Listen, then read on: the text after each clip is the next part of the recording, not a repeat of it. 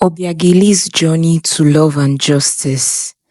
The village of Umuagu was small but lively, filled with hardworking farmers, traders, and fishermen. It was a place where neighbors knew each other and every household had a story. Among them was the family of a bright-eyed young girl who once lived a happy and beautiful life. Obiageli was the only child of her parents, Mazi Ukonko and Nneka. They were not rich, but their home was filled with love. Every evening, her father would return from his small farm, carrying fresh vegetables and fruits for dinner. Her mother, a skilled weaver, made beautiful baskets and mats, which she sold at the village market. "Mama, tell me a story," Obiageli would beg every night. Her mother would laugh and pull her close. Once upon a time, there was a little bird that dreamed of flying beyond the hills. Life was simple and sweet until everything changed. One cold morning, when Obiageli was just 8 years old, her mother fell sick. It started as a simple fever, but soon she became weak to leave her bed. "Mama, wake up," Obiageli whispered, holding her mother's hands. But her mother only smiled weakly. "My child, be strong." Mazi Okonkwo did everything he could. He sold his farm tools to buy herbs from the village healer, but nothing worked. The sickness grew worse until one terrible evening, her mother closed her eyes and never woke up. The villagers gathered to mourn. Women wept loudly, beating their chests, while men stood in silence, shaking their heads. "Such a kind woman," they murmured, "gone too soon." Obiageli did not understand why her mother was not waking up. She kept shaking her, calling, "Mama, Mama, please." But Mama was gone forever. After her mother's burial, things became hard. Mazi Okonkwo struggled to raise Obiageli alone. He tried to be strong, but grief weighed him down. Seeing his pain, the elders advised him to remarry. "Obiageli needs a mother," they said. So 1 year later, he married Mama Chinyere, a widow with a daughter of her own, Adugo. At first, Obiageli was hopeful. "Now I have a mother again," she thought. But Mama Chinyere was not like Nneka. She was cold and distant. She rarely spoke to Obiageli unless it was to give her orders. Adugo, on the other hand, was treated like a princess.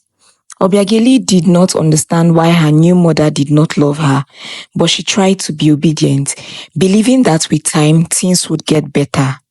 Just when she thought life could not get worse, tragedy struck again. One evening, Mazi Okonkwo went to the farm but never returned home. The villagers searched for him all night, only to find his lifeless body near the riverbank the next morning. It was an accident, the elders said. The spirits must have taken him. Obiageli felt the world has ended. First her mother, now her father. She was only 9 years old and she was completely alone. Mama Chinyere barely waited for the mourning period to end before showing her true colors. "Listen to me, girl," she said one morning. "You will earn your place in this house. No more playing like a child." From that day on, Obiageli's suffering began. Obiageli was turned into the housemaid. She woke up before the sunrise to sweep, cook, wash, and fetch water. Adugo, however, did nothing. She woke up late, ate the best food, and spent the day laughing with her friends. If Obiageli made a mistake, Mama Chinyere would slap her. If she finished cooking late, she would go to bed hungry. If she ever complained, Mama Chinyere would say, "I gave you a home, be grateful." Obiageli cried herself to sleep every night. Is this my life now? She wondered. As Obiageli grew older, her needs changed. She needed clothes because her dresses were old and torn.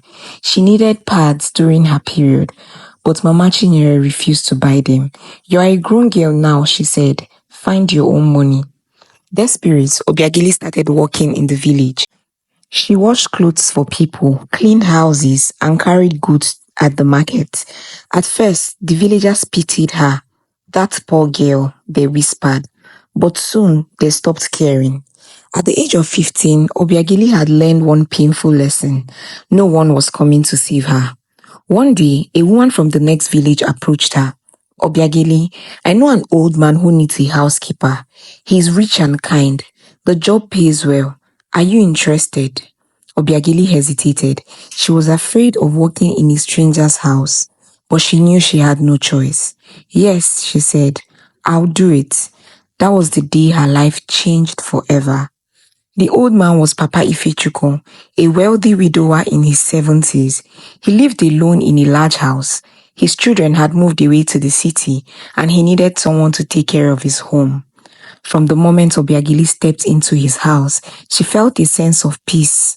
Unlike Mama Chinyere, Papa Ifechukwu spoke kindly to her. He never shouted. He never raised his hand. You'll be safe here, he told her. Just do your work and you'll be fine. For the first time in years, Obiageli felt hope. What she didn't know was that the house would change her destiny forever. For the first time in many years, Obiageli felt a sense of peace. Papa Ifechukwu's house was large, surrounded by fruits, trees, and a small vegetable garden. It was nothing like Mama Chinyere's home, where she was treated like a servant. Here, she was respected. Every morning, she woke up early, cleaned the house, and prepared breakfast for Papa Ifechukwu. Unlike Mama Chinyere, who never appreciated her, Papa Ifechukwu always thanked her. You are a hard-working girl, Obiageli, he would say. May God bless you. Those words warmed her heart. It had been so long since anyone said kind words to her. One day, while Obiageli was sweeping the front yard, she noticed a tall man entering the compound. He was dressed neatly in a white shirt and trousers, holding a small black bag.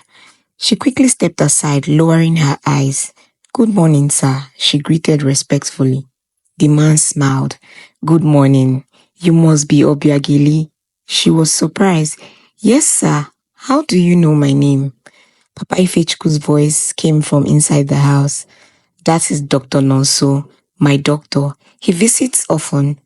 Obiageli nodded and moved aside as Nonso entered the house. She continued sweeping, but she couldn't stop thinking about the kind-looking doctor. Over the next few months, Dr. Nonso became a regular visitor. He always greeted Obiageli warmly and sometimes chatted with her. One day, as he was leaving, he noticed her carrying a heavy basket of firewood. Let me help you with that, he offered. Obiageli's eyes widened in shock. No man had ever offered to help her before. No, sir, I can carry it, she said quickly. Nonso shook his head. You are strong, but even strong people need help sometimes. He took the basket from her and carried it into the kitchen. Obiageli felt something strange in her heart. It was a feeling she hadn't felt before, a mix of happiness and confusion. As time passed, Nonso and Obiageli's conversations grew longer. You're different from other girls I've met, he told her one day. Obiageli frowned. How? You are kind, hardworking, and humble, he replied. Many girls I know only care about money, but you have a beautiful heart. Obiageli didn't know what to say. She was not used to being praised. From that day on, she began looking forward to his visits. She would listen eagerly as he talked about his work at the village clinic.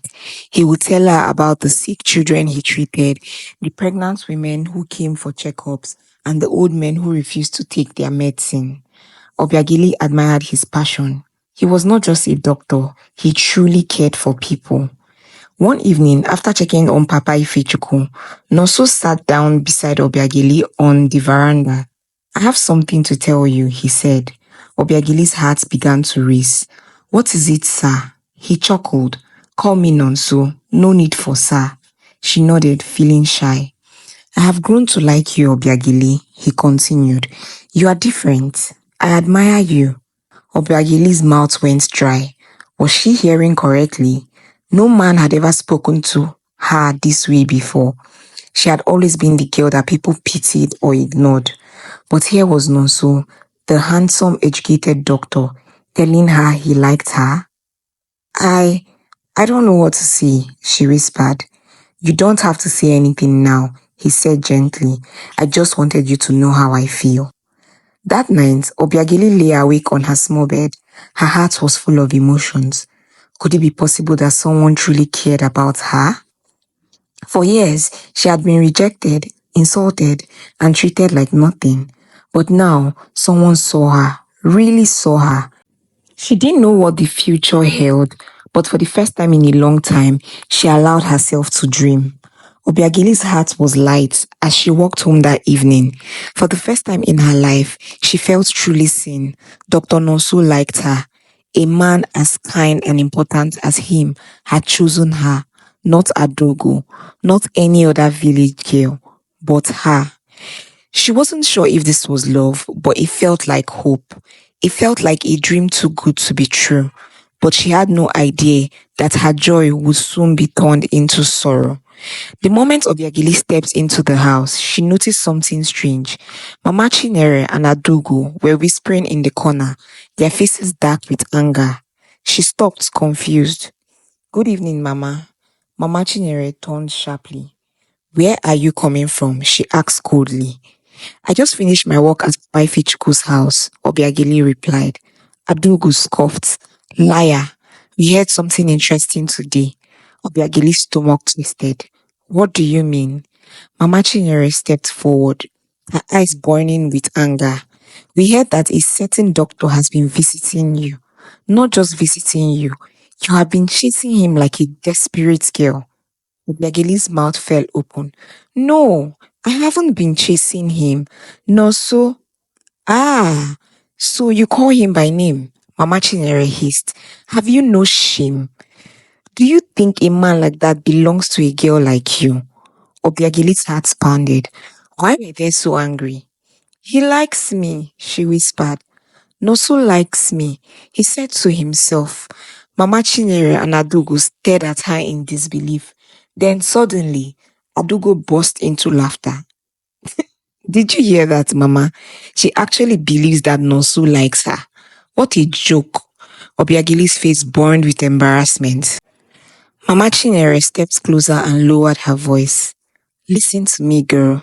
A man like Noso does not belong to someone like you. If he wants to marry, it should be my daughter, Adugo. Obiageli gasped. But he loves me. You will understand one day, Mama Chinere said coldly. Obiageli's heart shattered. She had no idea that Mama Chinyere and Adugo would see her happiness as a threat, but now it was clear they would do anything to take Nonso away from her. That night, Mama Chinyere and Adugo stayed up late, whispering. This is unacceptable, Mama Chinyere said. How can a wretched girl like Obiageli steal the attention of a doctor? Why you, my beautiful daughter, remain unnoticed? Adugo frowned. What do you do, Mama? Mama's Chinere's eyes gleamed with a dark idea. We will make Noso forget Obiagili, and he will see that you are a better choice. A slow smile spread across Adugo's face. Tell me what to do, Mama. And so the evil plot was born. The next evening, as Obiageli was finishing her work at Papa Ifechukwu's house, she was surprised to see Nonso walking towards her. Obiageli, I was just coming to see you, he said with a smile. She blushed. You were? Yes, I've been thinking about you all day. Obiageli's heart fluttered, but before she could respond, Adugo suddenly appeared. Noso, what a surprise, she said sweetly. Obiageli stiffened. What was Adugo doing here? Adugo smiled brightly. Mama asked me to invite you to our house. She said it was only right that we welcome you properly. Since you are getting serious with our dear Obiageli. Obiageli's eyes widened in shock. Mama Chinyere, inviting Noso. She looked at Noso nervously, but he smiled and said, That's very kind of her. I would love to come. Obiageli felt a sinking feeling in her stomach. Something wasn't right. That evening, Mama Chinyere and Adugo prepared for their plan. Adugo dressed in her best outfit, applied light makeup, and styled her hair perfectly. She looked elegant and soft-spoken, the perfect image of a wife. When Noso arrived, Mama Chinyere welcomed him warmly, offering him fresh palm wine and a big plate of food. You're such a hard-working young man, doctor, she said sweetly. It's an honor to have you in our home. Nonso smiled. Thank you, Mama. Obiageli talks about you a lot. Mama Chinyere pretended to look sad. She sighed and shook her head. What is it, Mama? Nonso asked. She leaned in and lowered her voice. There's something I need to tell you for your own good. Nonso frowned. What do you mean? Mama Chinyere sighed again as she was struggling to speak. Obiageli has a troubled past, she whispered. Did she tell you how her parents died? Nonso looked confused. She told me they passed away. Mama Chinyere nodded sadly. Yes, but she didn't tell you the full story. Nonso's curiosity grew. What story? Mama Chinyere leaned in closer. Many people in this village believe that Obiageli is cursed. Every man who has ever loved her has suffered misfortune. Nonso froze. That's hard to believe, he said, but his voice was unsure. I understand it's hard, Mama Chinyere said, but I'm only telling you because I care. I don't want you to get hurt. She glanced at Adugo, who was sitting quietly, looking modest and graceful. You deserve someone who will bring blessings into your life. Someone like Adugo. Nonso looked at Adugo. For the first time, he noticed how different she was from Obiageli. Unlike Obiageli, who was always walking and wearing simple clothes, Adugo looked elegant and gentle. A seed of doubt was planted in Nonso's heart. The next day, Nonso didn't come to see Obiageli. She waited for him. No message, no visit. Days passed and he started avoiding her calls. Finally, she went to his clinic. When she saw him, her heart broke into pieces. Nonso was with Adugo. They were sitting together, laughing and talking like old friends. Obiageli felt like the ground had disappeared beneath her feet. She took a deep breath and walked up to him. Nonso, she said softly, why have you been avoiding me? Nonso looked uncomfortable. I have just been very busy, Obiageli. She searched his eyes. Something was wrong. Did I do something wrong? She asked. Nonso sighed. It's not you. I just don't think this is going to work. Obiageli's heart shattered into a million pieces. She turned and walked away, tears burning her eyes. From behind, she heard Adugo's soft, fake laughter. Obiageli walked through the narrow path of Umuagu village, her vision blurred by tears. She had lost him, the one person who made her feel special, who made her believe that love was possible. Dr. Nonso was gone. She felt like she had been thrown away, like she was worthless, but deep in her heart, she knew who was behind it all. They had always hated to see her happy. They had always treated her like nothing, and now they had taken away the only happiness she had ever known. She wiped her face quickly as she reached Papa Ifechukwu's house. She couldn't let him see her like this. I hope you enjoyed the tale. If so, please like the video, share, comment, and don't forget to subscribe. Also turn on your notification to get more enchanted tales like this one. Goodbye.